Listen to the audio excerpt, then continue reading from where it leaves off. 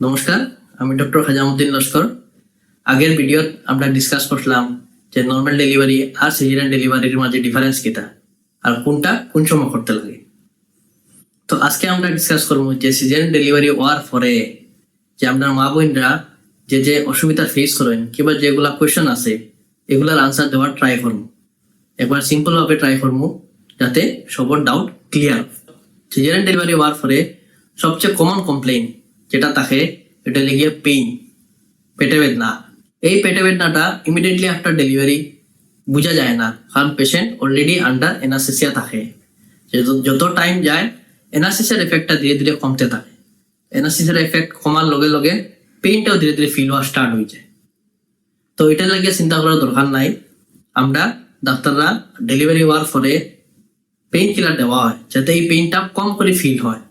আর পেইনটা প্রথম 1-2 দিন অল্প বেশি থাকবো, 3 নম্বর 4 নম্বর দিন থেকে ধীরে ধীরে পেইনটা কমতে থাকে। আর 2 নম্বর মোস্ট কমন কমপ্লেইন যেটা পাওয়া যায় ওইটা হইলে গিয়া মারা বেশি করই, যেটা আমার বাচ্চায় যে দুধ ফাড় না, তো স্যার কে লেগে দুধ ফাড় না। এই কমপ্লেইনটা বেশিরভাগ আয় যারা ফার্স্ট টাইম ডেলিভারি হয়েছে তারা কাছ থাকিয়া।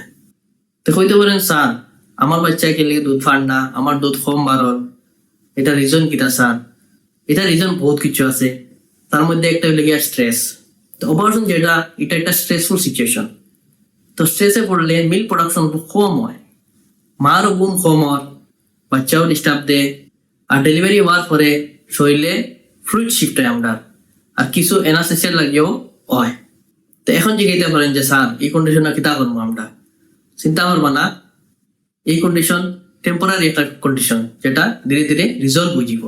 ফার্স্ট নিজে স্ট্রেস ফ্রি থাকতে লাগবে, চিন্তা একবারে মাথা খাইতেই দিবা না, ঘুম বালা মতো হইতে লাগবো। 3 নম্বর পানি বেশি বেশি করে খাইতে লাগবো, লিকুইড ডায়েট বেশি খাইতে লাগবো, জল যত পারেন অত খাইবা।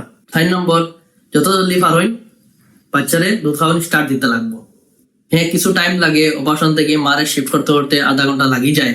তো আধা ঘন্টা যখন শিফট হয় মা বেডো তাড়াতাড়ি ব্রেস্ট ফিডিং স্টার্ট দেওয়া লাগে। হয় যে immediately within 1 hour of delivery breast ফিডিংটা স্টার্ট করতে লাগে। আর একটা কোয়েশ্চনও এরাই দিতে পারে যে স্যার বেল্ট ইউজ করতে পারবো নি? হ্যাঁ, সেভাবে আমরা এজ এ প্রিকশন আমরা বেল্ট ইউজ করতে দেই। যেমন কেউ অল্প বেশি হেলদি পেশেন্ট থাকলে বেল্ট ইউজ করা অ্যাডভাইস করা হয়। তো বেল্ট ইউজের কিছু ফায়দাও আছে। পেটের যেগুলা মাসল আছে এগুলারে বেল্টে সাপোর্ট করে রাখে। 2 নম্বর হার্নিয়া বলে এক বেমার আছে, ওটা প্রিভেন্ট করে। তো হার্নিয়াটা কি? পেটের ভিতরে যেগুলা জিনিস আছে এগুলা বাইরে আই গেলে, অ্যাবডোমিনাল ওয়ালের থেকে বাইরে গেলে, তো ওইটারে হার্নিয়া কই আমরা। তো ওইটা প্রিভেন্ট করে বেল্ট লাগাইলে। 3 নম্বর এটা ব্যাক সাপোর্টও দেয় বেল্ট লাগাইলে, এটা ব্যাক পেইনও তুরাতুরি কমাইয়া রাখে। আর একটা ফায়দা আছে, ফেরত যদি সর্দি কাশি থাকে তো সর্দি কাশির লগে পেটো প্রেশার করতে পারে। তো এই টাইমও বেল্ট ইউজ করলে পেটো প্রেশারটা কম হয়।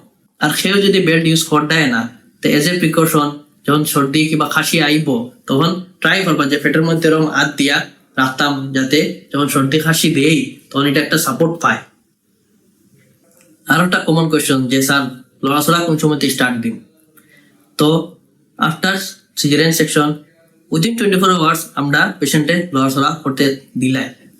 বেশি সময় শুয়া থাকলেও অসুবিধা, বেশি শুইলে ডিবিটি হয়ে একটা বেমার হয়, ওটা হওয়ার চান্স থাকে। তো লড়াচড়া করতে দেওয়া হয়ে যায়। লড়াচড়া মানে এটা না যে পেট কাটার 2 ঘন্টা পরেই উঠিয়া আটিয়া দৌড়া স্টার্ট দিলেন, এটা না। তো লড়াচড়ার কিছু নিয়ম আছে। ফার্স্টে পাওয়াটা বাইচ করবায়, আস্তে আস্তে বাউ সাইডে ডাইন সাইডে টার্ন হইবে। তো সাইড ওয়াইজ মুভমেন্ট করবায়, বাচ্চারে দুধ খাওয়াইবে, তোর বাউ সাইডে ঘুরিয়া দুধ খাওয়াইলে, ডাইন সাইডে ঘুরিয়া দুধ খাওয়াইলে, তারপরে আস্তে আস্তে উঠিয়া বইবায়। তো 24 আওয়ার্স পরে যে পেশাবার 5 যেটা থাকে ওটা খুলিয়া দিলেই আমরা। তো খুলিয়া দেওয়ার পরে এটুকু কই আটি বালেই কই, তো এটুকু ধরো আপনি কেরোর সাপোর্ট লিয়াও বালা আস্তে আস্তে বিছনার থাকিয়া বাথরুমও গেলে, তো এটাও একটা মুভমেন্ট হয়ে গেল। তো ধীরে ধীরে বাথরুম থেকে বাড়িলায়, করিডোরে দিয়ে আটিলায়, নিজের কেবিনও আটিলায়, তো আটা শুরু করে দিলায়। তো 3 নম্বর 4 নম্বর দিন দেখিয়া ধীরে ধীরে আটা শুরু করে দিবে। হ্যাঁ, কিছু জিনিস করতে মানা করা, যেমন অ্যাভয়েড হেভি ওয়েট লিফটিং। তো হেভি ওয়েট লিফটিং মানে কি? তা ডাম্বেল উঠানি ইটান। হেভি ওয়েট লিফটিং হইলে গিয়া জলে ভরা বাল্টি এগুলো উঠাইবা না। এর বাদে গুজা হইয়া কাপড় ধোয়া, গুজা হইয়া কাম কাজ করা, এটা অ্যাভয়েড করবা। 3 নম্বর সাইকেল চালানি, এটাও অ্যাভয়েড করবা। তো কইবা স্যার ঘরও তো বহুত কাম থাকে, তো কতদিন অ্যাভয়েড করো? এটলিস্ট 1.5 থেকে 2 মাস তুমি শরীরটা রেস্ট দিতে লাগবে। আপনার শরীরটা আগের জায়গায় যাইতে 1.5 থেকে 2 মাস লাগে। তারপরে আরেকটা কোয়েশ্চেন করতে পারেন যে স্যার খাওয়া দাওয়া কোন সময় স্টার্ট দিন? তো নর্মালি এনাসিসে দেওয়ার পরে ফেটের যেগুলা বাউল মুভমেন্ট হয়, যেগুলা আমরা খাদ্যনালী যেগুলা, এগুলা মুভমেন্ট বন্ধ হয়ে যায়। তো এগুলার মুভমেন্ট যত সময় আয় না, একটা টাইম লাগে, সার্টেন টাইম ধরলে 4 to 6 আওয়ার্স পরে এই মুভমেন্টগুলো স্টার্ট হয়ে যায়। তো যখন আমরা মুভমেন্ট হওয়া স্টার্ট করে দিই তখন তোমারে খাইতে দেওয়া হয়ে যায়। তার আগে দিলে অসুবিধা হয়, বারবার না করা হয় যে খাইতে দিও না যত সময় পর্যন্ত ডাক্তারে হই না।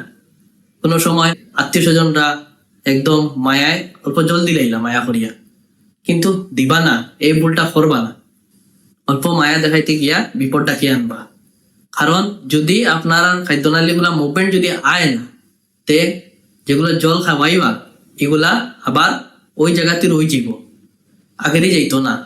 তো এগুলা উল্টা ভমিটিং হইয়া বেরিয়ে। তো এর লাগিয়া যত সময় পর্যন্ত ডাক্তারে কইতা না দে জল খাওয়াও, অত সময় পর্যন্ত খাওয়াইবা না।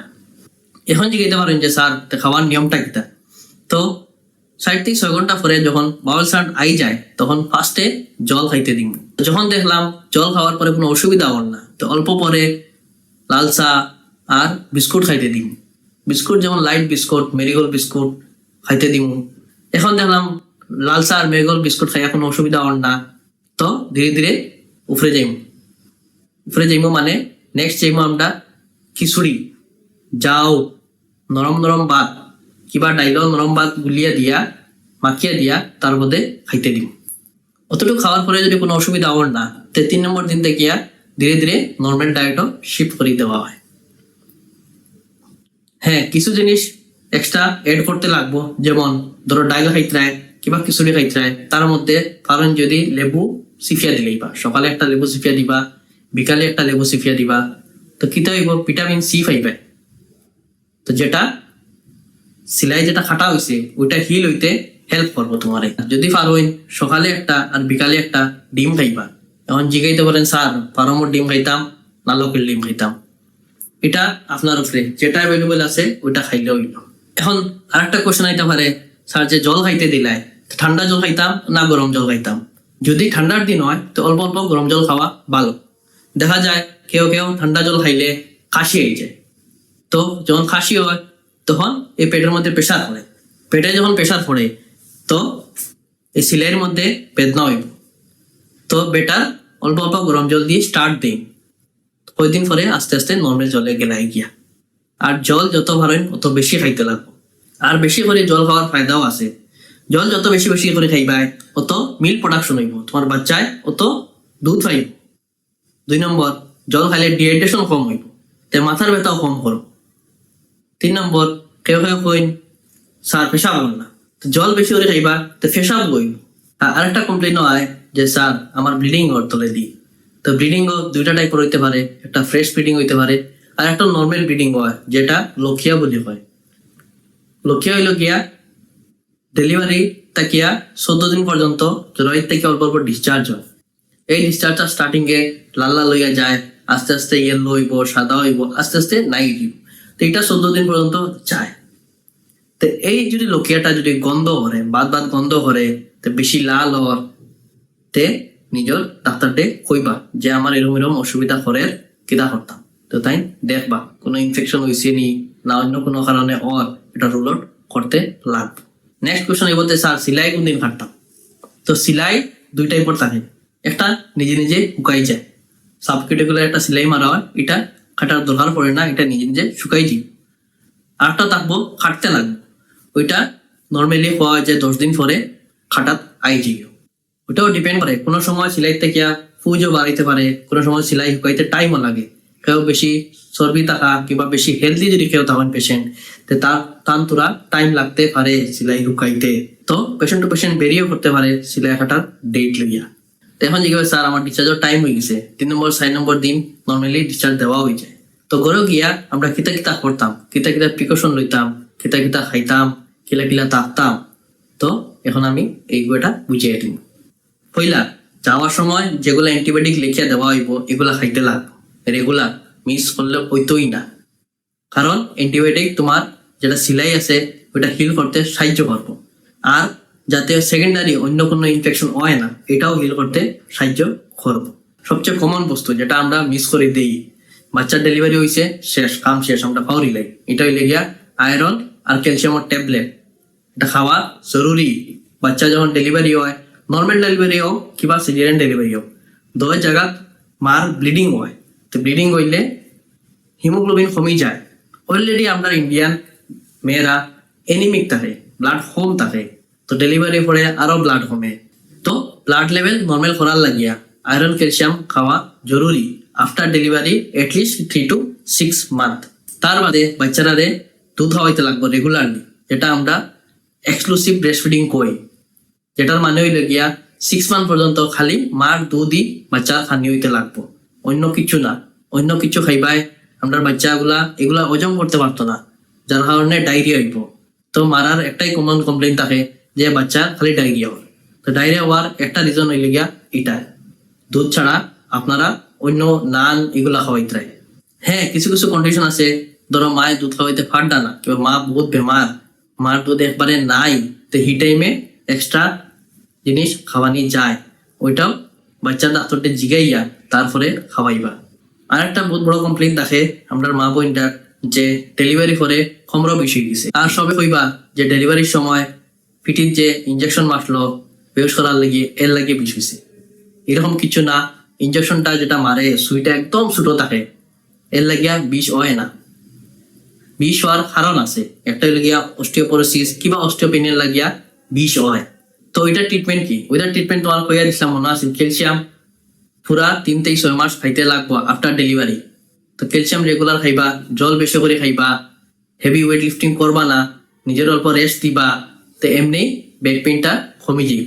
আর ক্যালসিয়াম আর ভিটামিন D3 টাকা জিনিস খাইতে লাগবো, যেমন সবুজ শাকসবজি, পনির, গরুর দুধ, তারপরে ক্যালসিয়ামের সিরাপ কিংবা ক্যালসিয়ামের ট্যাবলেট খাইতে লাগবো।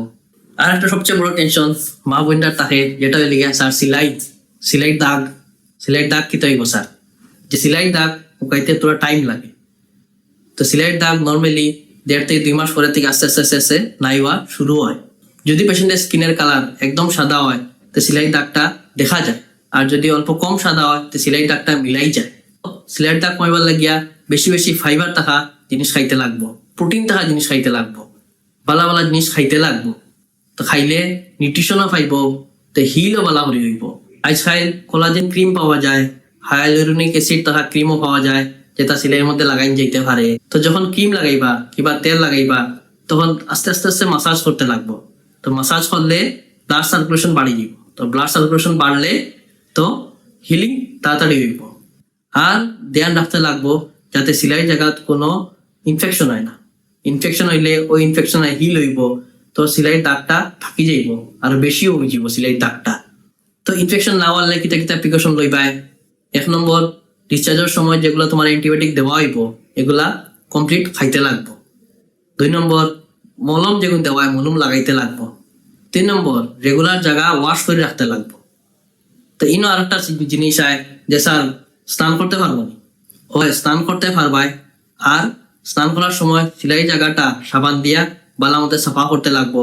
সাফা করার পরে ভিজা রাখলে হইতো না, শুকনা কাপড় লইয়া সাফা কাপড় লইয়া এই সিলাই জায়গাটা বালা মতে শুকাইতে লাগবো, শুকাইয়া মলম লাগাইয়া রাখতে লাগবো। তেও গিয়া হিলিং তাড়াতাড়ি হইব। আর হিলিং তাড়াতাড়ি হইলে, হিলিংও যদি কোনো অসুবিধা হয় না, তে দাগও কম করে বুঝা যাইব। আরেকটা জিনিস হলে গিয়া নিউট্রিশন, খানি বালা মতে খাইতে লাগবো হসপিটাল দিয়ে যাওয়ার পরে। তো খানি জিগাইতে পারে কিতা কিতা খাইতাম, মেনলি একটা তো কই দিলাম কয়টা, সবুজ শাকসবজি খাইবাই, পনির খাইবাই, দুধ খাইবাই, মাছ মাংস খাইবাই বেশি করে, মশলা খালি কমাইয়া খাইবা। মশলা যত কম খাইবা তত ভালো, কারণ অ্যান্টিবায়োটিক খাইতরায়, বিষর ট্যাবলেট খাইতরায়, ইটা গ্যাস করবো। মশলা যদি খাই আবার গ্যাস হইব, পেটও বেদনা হইব, ডায়রিয়া হইব। তো খাওয়ার কোনো বাধা নাই, সব খাইবা খালি মশলা কমাইয়া খাইবা। হ্যাঁ, আগে আগে খাইতে বাধা দেওয়া হইতো কিছু জিনিস, কারণ আগে আগে অ্যান্টিবায়োটিক অত ভালো আসলো না। আপনার যদি কোনো জিনিস খাইয়ে অ্যালার্জি হয় তো ওই জিনিসটা বাদ দিবা, বাকি সব খাইবা। আজকে লাগে এতটুকু, একদম সিম্পল ভাষায় বুঝাই দিলাম। আরেকদিন অন্য একটা টপিক নিয়ে বুঝাই দিই।